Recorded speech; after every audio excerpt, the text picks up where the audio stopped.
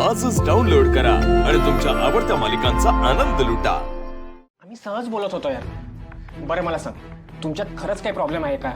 Problem? अरे आमच्यात काय नीट चाललंय ते विचार ना। अरे आमच्यात सगळ्यांना नुसता असा अडथळाच चालू आहे। मला कोणी विचारलं असतं ना तर मी तिच्यासोबत लग्न करायला कधीच नकार दिला असता, पण आमचं हे नानानी शब्द दिला आणि मला तिच्याशी लग्न करावं लागलं। हे बघ, माझं तिच्यावर काय प्रेम नाहीये। लग्नाच्या पहिल्या दिवसापासून ती माझ्या नरड्यावर येऊन बसली। शांत हो, मला तर वहिनी चांगल्या वाटल्या। जिकडे जातील तिथलं वातावरण हसतं खेळतं ठेवतील अशा वाटल्या मला। अरे पण मी तिला वाईट म्हणतच नाहीये, पण ती ना माझ्या टाईपची नाहीये। अरे तिच्यात मला काहीतरी आवडलं पाहिजे ना। ना रंग आहे, ना रूप आहे, ना आकार आहे। अरे खोलीत जरी गेलो ना तरी मला नुसती तिची अडचण होते। तिच्या शेजारी जरी झोपायचं म्हटलं ना तर मग मला भीती वाटायला चालू होते की तिचा हात कधी माझ्या अंगावर पडतो आणि मला कधी काहीतरी फ्रॅक्चर होतं काय। अरे घाबरून घाबरून आयुष्य जगतोय रे। जी माईक ना, आपण नंतर बोलू ना, सोड ना। का तुम्हाला ऐकवत नाहीये? अरे तुम्हाला फक्त ऐकवत नाहीये, पण हे ना मी जगतोय। माणूस की म्हणून जरी मी तिच्याशी बोलायला गेलो ना तर तिला वाटतं मी बायको म्हणून तिच्याशी बोलायला लागलोय। आणि किती पण तिला लांब करा तरीही ती माझ्या गळ्यात येऊन पडते। नुसती मस्करी, मजा, एन्जॉय एवढंच काय ते कळते तिला। आणि तिचं काय जातंय म्हणा, जी वाट लागली ना ती माझी लागली। नाना म्हणतात ना म्हणून तिला मला सोबत घेऊन फिरावं लागते। नाहीतर अरे चार चौघात पण तिला घेऊन जायचं म्हटलं ना तर मला लाज वाटते। झीम, थोडं थांब। का थांब? आता मला थांबायचंच नाही। तू विचारत होतास ना की तिच्यात काय चांगलं आहे ना, तिच्यात चांगलं बघील तेव्हा ना नुसतं खात सुटत असते। ना ठिकाण बघत नाही, ना वेळ बघत नाही, ना काळ बघत नाही। ह्याच्या पलीकडनं तिच्याकडे एक सुद्धा गुण चांगला नाही आहे। नाना इतना नानाची मला भीती वाटते, नाहीतर कधीच तिला मी तिच्या भावाच्या घरी सोडून आलो असतो।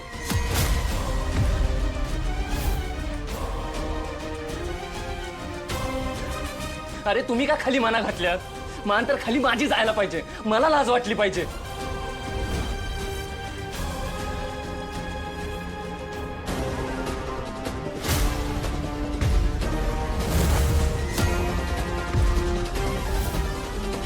धनु,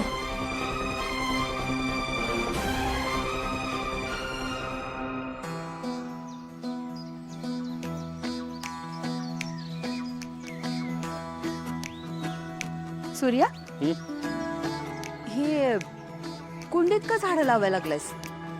एवढं मोठं अंगण पडलंय की. अंगणात झाडं लावलेत की, इथं कुंडीत रोपं लावली ना, इथं अडकून ठेवायला बरं पडतं ना म्हणून। आणि तू जरा सगळीकडे हिरवळ पाहिजे असते।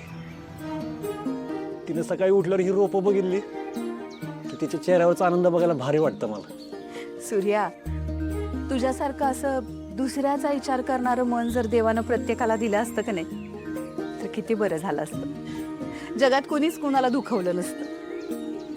किती विचार करतोस रे दुसऱ्याचा? आत्या, स्वतःसाठी कुणी बी जगतं, पण दुसऱ्यासाठी जगता आलं ना तर खरी मजा आहे जगण्यात, असं मी कीर्तनात ऐकलं होतं। आता बघ, ही रोपं वाढली ना कशी भारी दिसतात बघ। आणि तुळजा म्हणती आपल्या लोकांसाठी का होईना पण माणसाला झाडं लावली पाहिजेत। खरं आहे सूर्या, या झाडासनी एवढ्या कौतुकानं घरात जागा दिलीस तू, पण मग आपल्याच घरातलं एखादा माणूस आपल्या घराच्या बाहेर राहत असेल तर त्याच्यासाठी काहीतरी करावं असं नाही वाटत तुला? नक्की काय म्हणायचं तुला? सूर्या, मालकाने मालनचा अपमान केला म्हणून तू त्यांच्यावर भडकलास, त्यांच्याशी भांडलास बी, आम्हाला दोघींना इथं तुझ्या घरी घेऊन आलास। अजून बी तू मागं हटायला तयार नाहीस, कारण तुला असं वाटतंय की मालकासनी त्यांची चूक कळली पाहिजे। बरोबर आहे तुझं, पण मग तू जे काय वागतोयस ते काय आहे? काय कळलं नाही मला, काय म्हणतेस?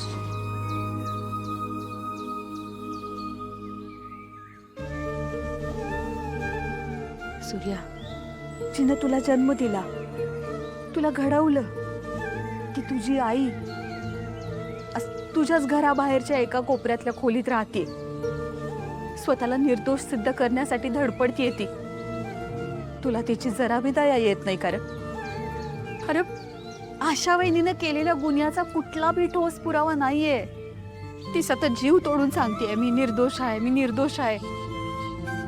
पण तू आहेस की तिच्यावर विश्वासच ठेवायला तयार नाहीस.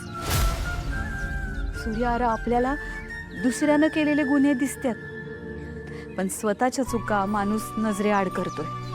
असं का होत असेल बरं? जरा विचार केलायस कधी? सूर्या, मला खात्री आहे तू आशा वहिनीला न्याय मिळवून देशील, तिला घरात घेशील.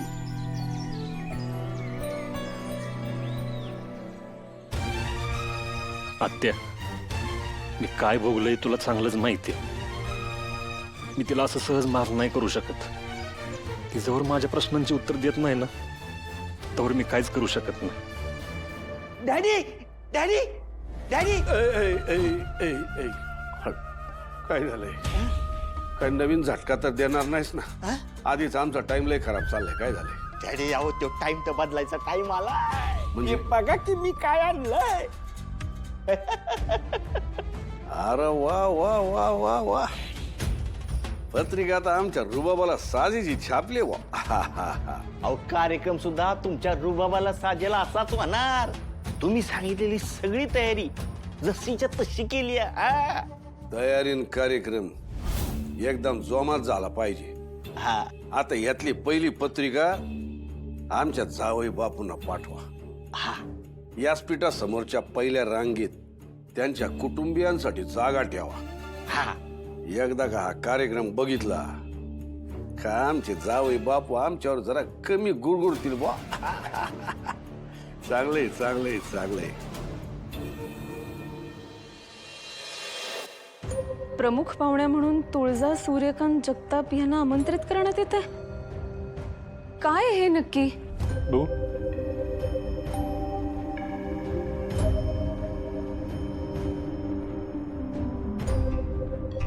बघितलं का आत्या, डॅडींचा तुम्हाला घरी न्यायचा अजून एक प्रयत्न. काय लिहिलंय नक्की त्यात? तूच बस. कैलासवासी जानकीबाई निंबाळकर यांच्या स्मृतिप्रित्यर्थ गावच्या शाळेमध्ये विशेष कार्यक्रम आयोजित करण्यात आला आहे. सासूबाईंच्या नावानं कार्यक्रम? पण कार्यक्रम कसला आहे? ते काय स्पष्ट लिहिलेलं नाही, पर समद्या गावाला निमंत्रण दिलंय मालकांनी. मला वाटतं आपण तिथं जाण्यात काहीच अर्थ नाही. तसे बी कार्यक्रम काय आहे हे आपल्याला माहितच नाही, तर आपलं काय काम आहे ना तिथं? नाही नाही, डॅडींनी फार हुशारीने प्रमुख पाहुणी म्हणून माझं नाव घातलंय त्यात. म्हणजे समजा हा कार्यक्रम गावाच्या भल्यासाठी असेल आणि मी जर तिकडे गेले नाही तर लोक मला नावं ठेवतील हे माहिती आहे ना त्यांना. म्हणजे तू जायचा विचार करतेस? मी एकटी नाही, आपण सगळ्यांनी जायचंय तिथे. बघू तरी आपल्या बायकांना घरी नेण्यासाठी डॅडींनी काय काय घाट घातलाय ते. आता हे सगळं बघून आपण भुलायचंय का नाही हे नंतर ठरवू की आपण. अगं पण सूर्या, ऐक माझं, तिथे जाण्यामागे काहीच तोटा नाहीये ना आपला, त्यामुळे जाऊयात की. ऐक माझं. ठीक आहे, पण आत्या येणार नाहीत. आपण दोघंच जायचं. उगाच त्यांना तिकडे नेऊन त्यांचं भावलं नाही करायचं मला. ठीक आहे, दोघंच जाऊया. हां.